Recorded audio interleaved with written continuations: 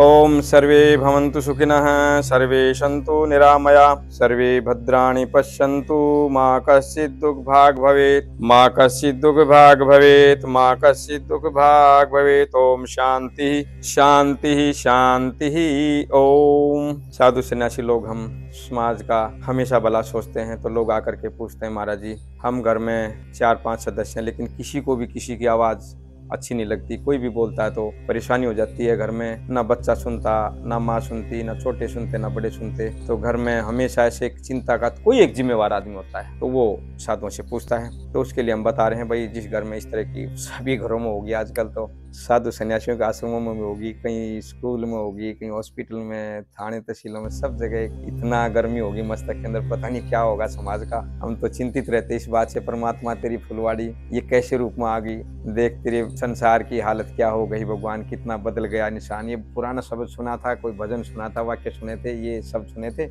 लेकिन इस संसार में देखने में तो इसी तरह का रूप हो गया। हम भी क्या करें, साधु संत भी एक छोटी सी बूंद क्या करेगी इतनी बड़ी अग्नि का, लेकिन फिर भी रास्ते तो रास्ते ही होते हैं जो महापुरुषों के बताए हुए हैं। तो जिनके घर में इस तरह की कोई, जिनके घर में क्या प्राय रहती हैं, तो फिर भी मैं ये कहता हूँ जिन घरों में रहती हैं, तो वो गाय के गोबर ले आए। अच्छी गाय होनी चाहिए, बीमार गाय नहीं होनी चाहिए, और स्वस्थ गाय माने देसी गाय जिसकी झालर हो, और जिसकी ये कुक्कुद कहते हैं संस्कृत में, टाट ढाट भी कहते हैं, या क्षेत्रीय भाषा में क्या क्या शब्द हैं पता नहीं। तो कुक्कुद माने ये गर्दन के ऊपर जो होता है एक बना हुआ, तो वो बड़ा होना चाहिए, और ये झालर खूब लटकती होनी चाहिए। कंबल भी कहते हैं इसको, चादर भी कहते हैं, सासना कहते हैं संस्कृत में। तो ऐसी गाय का, शुद्ध गाय का गोबर लेकर आए थोड़ा सा, और पीली मिट्टी, माताएं हमारी पहले चूल्हा लेपन करती थी, साधु सन्यासी लोग हवन कूड़े लेपन करते थे, उसको पीली मिट्टी पता होता उनको, उससे घर में थोड़ा सा लेपन करें आप कोई इतनी सी जगह में, और वहाँ फूल पत्ती सजा दें, और फूल पत्ती सजा करके उसके बीच में जो है आप 7 जोत होती है, माताएं बहन नहीं करेंगी इस काम को खड़ी हुई, और बात होती है ऐसे लेटी हुई, जो ऐसे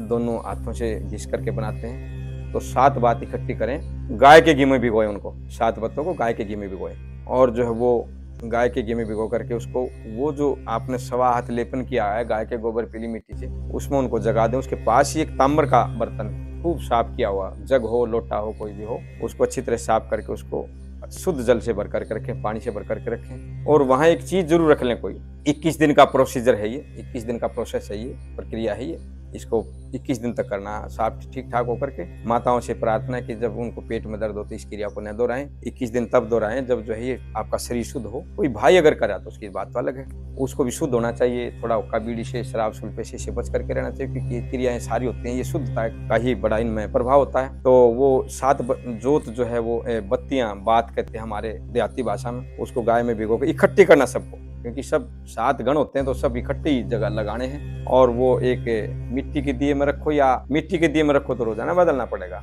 और पीतल की या आती हैं जोत बत्तियां आती हैं, तो उसको आप रोजाना धो करके उसमें रख लो।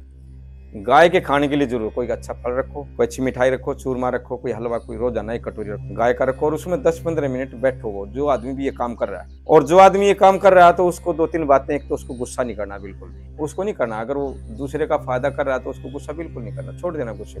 आंखें अड़की नीचे बंद रखनी, पूरी बंद नहीं करनी, नीचे देखना, ये नहीं आंखें पूरी खोल करके। आवाज आदि करनी, जिस ट्यून में आप बात करते हैं, जिस फ्रीक्वेंसी में बात करते हैं, आप जिस वॉल्यूम में बात करते हैं, उस आदि उसमें वॉल्यूम बात करनी। आप एक साधना करें बहुत बड़ी, और 10 मिनट 15 मिनट आप बैठेंगे तो ऐसी शुद्ध चीजों में देवताओं का आगमन होता है। बहुत तरह के देवता आएंगे, हनुमान जी आएंगे, भगवान शंकर जी आएंगे, राम जी आएंगे, लक्ष्मण जी, सीता और जो है लक्ष्मी, सब लोग आएंगे। तो उनको किसी को आपने ये बिल्कुल नहीं करना, ये काम करो वो करो, उनको खाली आप आदर मन से ही नमस्कार करनी है। पितर लोग भी आ सकते हैं आपके, और कोई साधु सन्यासी भी आ सकता है आपके मस्तक में, और 3-4 काम होंगे। आपका शरीर वजन लेगा, आपकी आंख में पानी भी आ सकता है, और जमाइयाँ आ सकती हैं, शरीर में टूटन हो सकती है, और आपको एक घबराहट हो सकती है, क्योंकि वो जो बुराई हट रही है वहां से, तो आपको उसको किसी तरह से दुखी नहीं होना उसमें। और 5-7 मिनट 10 मिनट में जब रिलैक्स हो जाए तो आहिस्ता से उठ जाए, वहाँ उस जल को सबको पिला दें, और वो जो गाय का प्रसाद है उसको गाय को दे दें। इनमें आपने 2-3 बातों की, एक तो निंदा बिल्कुल नहीं करनी है, ना ही सुननी है।